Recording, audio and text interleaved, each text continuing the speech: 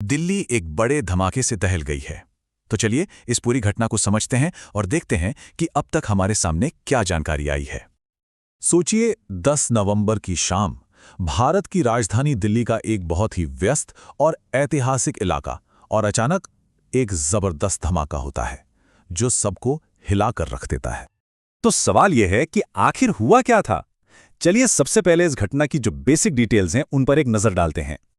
तो देखिए, ये घटना हुई लाल किले के पास सुभाष मार्ग पर शाम के पीक आवर्स में, मतलब वो वक्त जब वहां सबसे ज्यादा भीड़ होती है। एक हुंडई i20 कार थी जिसमें धमाका हुआ, और धमाका इतना जबरदस्त था कि सिर्फ वही कार नहीं, आसपास की कई और गाड़ियां भी आग की चपेट में आ गईं। चारों तरफ बस अफरा तफरी का माहौल बन गया। अब बात करते हैं इस घटना के सबसे दुखद पहलू की, यानी कि इसमें जो जानी नुकसान हुआ है। जैसे ही धमाका हुआ, जो पहली रिपोर्ट्स आने लगीं, उनमें पता चला कि मौके पर ही कम से कम 8 लोगों की मौत हो चुकी थी। लेकिन अफसोस की बात यह है कि ये आंकड़ा यहीं नहीं रुका। जैसे जैसे रेस्क्यू ऑपरेशन आगे बढ़ा, ये साफ हो गया कि मरने वालों की संख्या बढ़कर 12 से भी ज्यादा हो गई है। मतलब इस त्रासदी का स्केल और भी बड़ा था। और सिर्फ मौतें ही नहीं, 20 से ज्यादा लोग इस धमाके में घायल भी हुए हैं, जिनका इलाज अलग-अलग अस्पतालों में चल रहा है। धमाके की ताकत का अंदाजा आप इसी बात से लगा सकते हैं कि आसपास की बिल्डिंग्स के शीशे तक टूट गए, और जिस कार में धमाका हुआ उसके तो परखच्चे उड़ गए। तो अब सवाल ये उठता है कि अथॉरिटीज क्या कर रही हैं, मतलब इन्वेस्टिगेशन किस डायरेक्शन में जा रही है। देखिए, दिल्ली पुलिस ने इस केस में यूएपीए के तहत एफआईआर दर्ज की है। अब यूएपीए जो है वो एक बहुत ही सख्त एंटी टेरर कानून है, और इस कानून का लगना अपने आप में एक बहुत बड़ा संकेत है। ये दिखाता है कि एजेंसियां इसे एक मामूली हादसा नहीं, बल्कि एक सोची समझी आतंकी साजिश के एंगल से देख रही हैं। तो फिलहाल जांच की दो मेन लाइनें हैं। एक कि क्या ये एक आतंकी हमला था, और इस थ्योरी को बल इसलिए मिल रहा है क्योंकि मौके से विस्फोटक के कुछ अंश मिले हैं। और दूसरी थ्योरी ये है कि क्या ये सिर्फ एक हादसा था, हो सकता है कोई विस्फोटक ले जा रहा हो और वो गलती से फट गया हो। जांचकर्ता इन दोनों ही एंगल्स पर काम कर रहे हैं। जांच में कुछ बहुत अहम सुराग भी हाथ लगे हैं।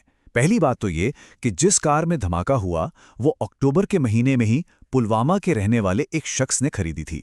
दूसरा, एजेंसियां इसे हाल ही में पकड़े गए एक टेरर मॉड्यूल से भी जोड़कर देख रही हैं, और इन्हीं सब सुरागों की वजह से दिल्ली, यूपी, हरियाणा और पंजाब, इन 4 राज्यों में हाई अलर्ट जारी कर दिया गया है।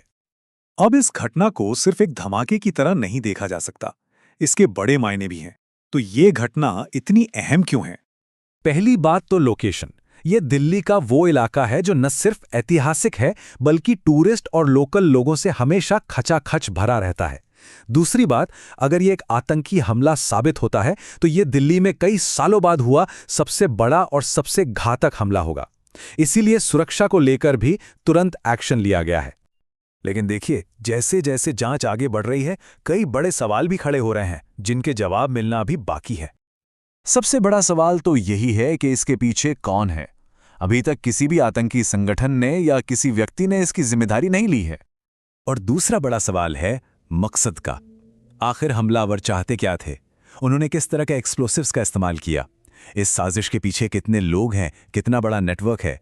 ये वो पहेलियां हैं जिन्हें सुलझाने में एजेंसियां लगी हुई हैं। और आखिर में हम फिर से उसी बुनियादी सवाल पर आ जाते हैं, क्या ये एक सोचा समझा हमला था या फिर एक भयानक हादसा? ये वो सवाल है जो अभी भी जांच के केंद्र में है, और इसका जवाब मिले बिना पूरी तस्वीर साफ नहीं हो सकती। तो फिलहाल शहर में हाई अलर्ट है।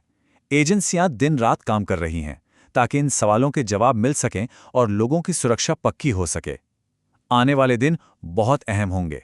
ये देखना होगा कि जांच हमें किस तरफ ले जाती है और दिल्ली की सुरक्षा के लिए इसके क्या सबक होंगे।